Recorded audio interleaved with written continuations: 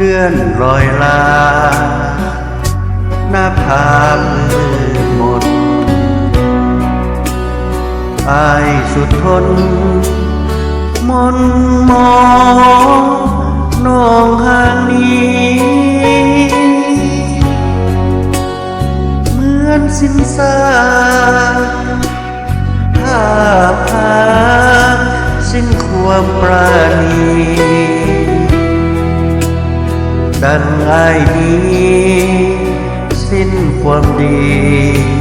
ของความเป็นสายดวงใจเจ้าจากใครหัวใจอายหวันสุดจะสั่นหวนหาน้องอยู่ใสหรือมีผู้ยอดสูงเลี้ยวเลือนดวงใจคอยอ้ายไว้ให้ละทมคือผมมูลายามพักกันสองเท่านั้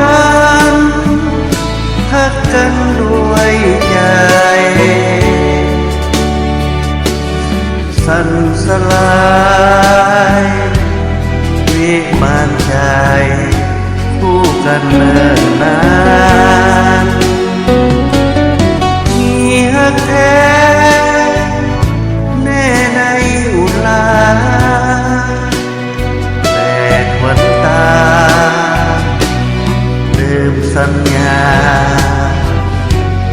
มาจากจรวันคืนอ้ายทนฝืนยิ้มทั้งน้ำตา